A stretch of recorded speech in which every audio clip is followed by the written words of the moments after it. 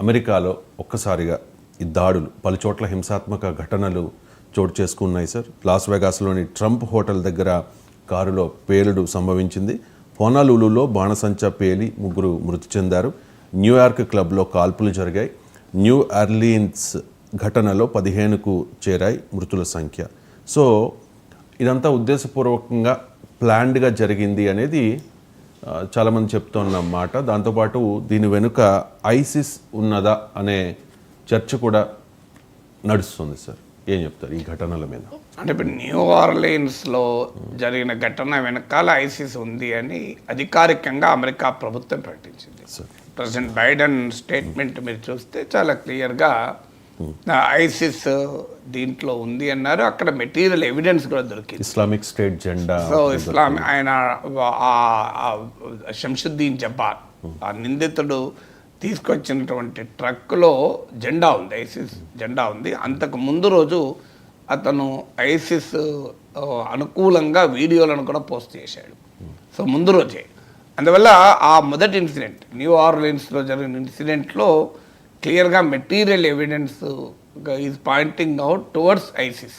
అందువల్ల ఐసిస్ క్లియర్గా ISIS involvement ఉంది అనేది అర్థమవుతుంది. ఇక జరిగిన ఘటన తీరు కూడా చూస్తే అది టెర్రర్ అటాక్ అని క్లియర్గా తెలుస్తోంది. న్యూ ఆర్లీన్స్లో జరిగింది. New Orleans is a very big tourist place. So అందులో ఒక క్రౌడెడ్ స్ట్రీట్లో ఒక రెంటెడ్ ట్రక్ వెహికల్ తీసుకొని వచ్చి ఏకంగా జనం మీదకి దూసుకెళ్ళాడు. అక్కడ బ్యారికేడ్స్ ఉన్నాయి ఇట్లాంటి జరగకుండా ఉండేందుకు. ఆ బ్యారికేడ్స్ను కూడా తోసుకుంటూ వెళ్ళి జనం మీదకి ట్రక్ తీసుకెళ్ళాడు. తర్వాత కిందికి దూకి అక్కడున్న భద్రతా బల పోలీసుల పైన కాల్పులు కూడా జరిపాడు. ఆ తర్వాత వాడిని న్యూట్రలైజ్ చేశారనుకోండి. సో అక్కడ జరిగిన ఘటన చూస్తే చాలా క్లియర్గా అన్ప్రొవోక్డ్ ఒక కన్ఫ్యూజను క్యావోస్ క్రియేట్ చేయాలి. ఎందుకంటే టెర్రరిస్టులు ఎప్పుడు కూడా ఈ జనం ఎక్కువగా ఉండేటువంటి టూరిస్ట్ ప్లేసెస్ను, రైల్వే స్టేషన్లను, ఇప్పుడు హోటల్స్ను, వీటిని రెస్టారెంట్లను వీళ్ళని ఎంచుకుంటారు.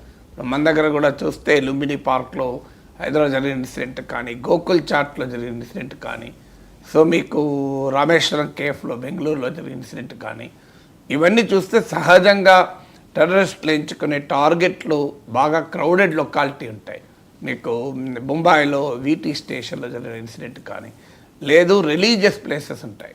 మీకు గుజరాత్లో అక్షర్ధామ్లో జరిగిన అటాక్ కానీ. ఎందుకంటే రిలీజియస్ ప్లేసెస్లో జరిగితే ఏమవుతుందంటే జనం ఎక్కువ ఉండడమే కాకుండా తీవ్రమైన పోలరైజేషన్ కూడా సమాజంలో ఏర్పడుతుంది అని. సో అందువల్ల క్లియర్గా ది మోడస్ ఆపరెండి అంటారు ఇంగ్లీష్లో. అంటే ఆ ఘటన జరిగిన తీరు, విధి విధానాలు, స్వభావాన్ని పరిశీలిస్తే ఇది క్లియర్గా it's an act of terror అని అర్థమైపోతుంది. అందులో కామన్ మ్యాన్కి అర్థమవుతుంది. కోర్స్ ఇన్వెస్టిగేషన్ చేస్తున్నారు. బట్ ఇప్పటి వరకు అమెరికా అధికారికంగా ప్రకటించింది ఈ షంషుద్దీన్ జబ్బార్ది జరిపిన న్యూ ఆర్లీన్స్ దాడి ఐసిస్ దాడి అని. ఇక మీరు అన్నట్లు రెండవ దాడి లాస్ వెగాస్లో జరిగింది.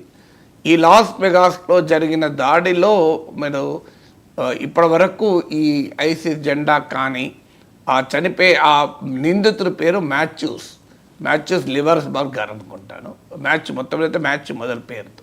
సో ఆ మాథ్యూ అనేవాడికి వాడు ఐసిస్ జెండాను కానీ ఇట్లాంటి ఏమీ లేదు. అందువల్ల అక్కడ ఐసిస్ది అని ఇంకా ఎస్టాబ్లిష్ కాలేదు. Still federal bureau of investigation FBI విచారణ చేస్తోంది. అమెరికా దాన్ని ఐసిస్ అటాక్గా ఇంకా వర్గీకరించింది. ఇక మిగతా చోట్ల జరిగినవి బాణాసంచా పీరియడ్ కావచ్చు, క్లబ్ షూటింగ్ కావచ్చు, గన్ వైలెన్స్ అమెరికాలో కొత్త ఏమీ కాదు కనుక దాన్ని మనం ఐసిస్ అటాక్తో, టెర్రర్ అటాక్తో లింక్ చేయలేం. అందువల్ల ప్రధానంగా న్యూ ఆర్లీన్స్ అటాక్లో 15 మంది చనిపోయారు ఇప్పటికీ. అలాగే లాస్ వెగాస్ అటాక్లో 7 గాయపడ్డారు, 1 చనిపోయారు. లాస్ వెగాస్ అటాక్ మీరు గమనిస్తే మీరు వెరీ బిజీ లొకాలిటీ అది. నేను కూడా వెళ్ళాను లాస్ట్ ఇయర్ లాస్ వెగాస్కు. సో అందువల్ల చాలా ఎక్కువ మంది పర్యాటకులు వస్తున్న ప్రాంతం. అందులో కూడా జరిగింది ట్రంప్ హోటల్లో. ప్రెసిడెంట్ డొనాల్డ్ ట్రంప్ సొంత హోటల్లో జరిగింది. ట్రంప్ హోటల్లో జరిగింది అది టెస్లా ట్రక్ అది. అంటే వెహికల్ ఏమో ఇలాన్ మస్క్ కంపెనీ అయిన టెస్లా రూపొందించిన వెహికల్, జరిగిందేమో ట్రంప్ హోటల్. ఇది యాక్సిడెంటలా, ఇన్సిడెంటలా, కోఇన్సిడెన్సా, but something to seriously watch. ఎందుకంటే ఇవాళ అమెరికాలో ద 2 మోస్ట్ పవర్ఫుల్ గైస్ ఎవరంటే Donald Trump and Elon Musk. అందువల్ల లాస్ వెగాస్లో జరిగిన ఇన్సిడెంట్లో ఉన్న ఒక ఇంపార్టెంట్ లింక్ ఏంటి అంటే ట్రంప్ హోటల్లో, అలాగే మీకు ఇలాన్ మస్క్ వెహికల్లో. అది కూడా జరిగిన తీరు చూస్తే ఇట్స్ అటాక్ లాగానే కనబడుతోంది. ఎందుకంటే డైరెక్ట్గా వచ్చి హోటల్కు దూసుకొచ్చాడు. ఆ ట్రక్లో లోపం ఉందా, ట్రక్ ఏమైనా పేలిందా అని కూడా ఇన్వెస్టిగేషన్ చేశారు. కానీ ఇలాన్ మస్క్ ప్రకటించింది ఏంటంటే ఆ ట్రక్కు ఎలాంటి మెకానికల్ డిఫెక్ట్ ఏమీ లేదు. ఈవెన్ అనేక మీకు టెస్లా ఛార్జింగ్ స్టేషన్స్లో ఆ వెహికల్ని ఛార్జ్ చేసుకుంటూ కూడా వచ్చాడు. కొలరాడో నుంచి లాస్ వెగాస్ దాకా వచ్చాడు. సో అందువల్ల ఆ ట్రక్ ప్రాబ్లం కాదు, అంత దూరం ప్రయాణం చేసింది, డిఫరెంట్ ఛార్జింగ్ స్టేషన్స్లో ఛార్జింగ్ కూడా చేసుకుంది. అందువల్ల జరిగింది ఏంటంటే అందులో దాని ట్రంక్లో అంటే డిక్కీలో మీకు బాణాసంచా ఉంది క్రాకర్, అలాగే మీకు పెట్రోల్ క్యాన్స్ ఉన్నాయి. సో పెట్రోల్ క్యాన్స్ పెట్టుకొని ఎందుకు వచ్చాడు అనేది ఒక ఛాలెంజ్ క్వశ్చన్. అంటే ఖచ్చితంగా అటాక్ చేయడానికే వచ్చాడు అనేది ఒక ఇండికేషన్. తర్వాత సంథింగ్ పేలుడు కూడా జరిగింది. అందువల్ల జరిగిన తీరు చూస్తే అది యాక్ట్ ఆఫ్ టెర్రర్ అనే ఇప్పటికిప్పుడు మనం వర్గీకరించలేం, కానీ డెలిబరేట్ అటాక్ అని మాత్రం క్లియర్గా అర్థమవుతుంది. అదేదో యాక్సిడెంటల్ జరిగింది కాదు. కానీ తీవ్రత చూస్తే చాలా తక్కువ. ఈవెన్ ట్రంప్ హోటల్ గ్లాసెస్ కూడా పగలలేదు పెద్దగా. అందువల్ల మీకు ఇక్కడ జరిగింది న్యూ ఆర్లియన్స్లో జరిగిన దానికి దీనికి జరిగిన దానికి ఆ డిఫరెన్సెస్ ఉన్నాయి, ఆ సిమిలారిటీస్ ఉన్నాయి. డిఫరెన్సెస్ ఏంటి అంటే అదేమో చాలా సివియర్ అటాక్, ఇదేమో ఇంటెన్సిటీ తక్కువ. ఇది ఫస్ట్ డిఫరెన్స్. సెకండ్ డిఫరెన్స్ అక్కడ శంషుద్దీన్ జబ్బార్, ఇక్కడ మాథ్యూస్. థర్డ్ డిఫరెన్స్ ఏంటి అంటే అదేమో చాలా క్లియర్గా యాక్ట్ ఆఫ్ టెర్రర్ కనబడుతుంది, ఇది అటాక్ లా కనబడుతుంది, టెర్రర్ లా కనబడతలేదు. ఇంకా ఫోర్త్ డిఫరెన్స్ ఏంటి అంటే ఆ శంషుద్దీన్ జబ్బార్ వాడిన వెహికల్ ఐసీస్ జెండా కనబడ్డది. వాడు అంతకుముందు ఐసీస్ వీడియోలో పోస్ట్ చేశారు అనుకూలంగా. ఇలాంటిది ఏమీ ఇక్కడున్న అక్యూజ్లో కనబడలేదు. ఇది డిఫరెన్సెస్ న్యూ ఆర్లియన్స్ ఇన్సిడెంట్కు మీకు లాస్ వెగాస్ ఇన్సిడెంట్కు. ఇక సిమిలారిటీస్ కూడా ఉన్నాయి, స్ట్రైకింగ్ సిమిలారిటీస్లో నేను ఇంతకుముందు చెప్పినట్లు Trump hotel, Elon Musk vehicle, ఇది మొదటి సిమిలారిటీ.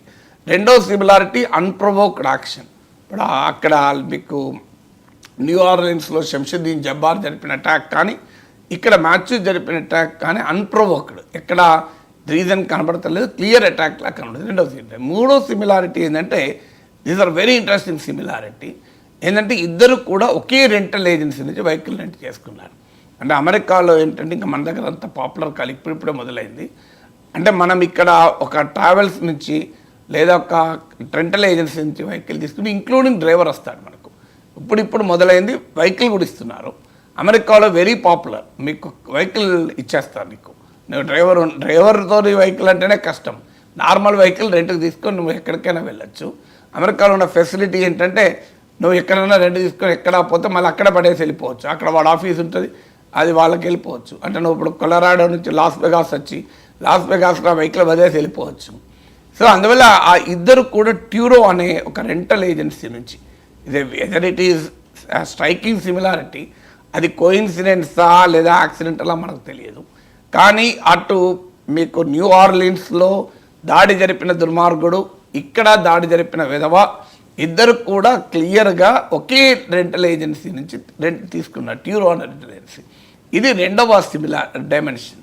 మూడవ ఇక్కడ ఇంకో సిమిలారిటీ ఏంటంటే ఇద్దరు ఆర్మీ వెటరన్స్.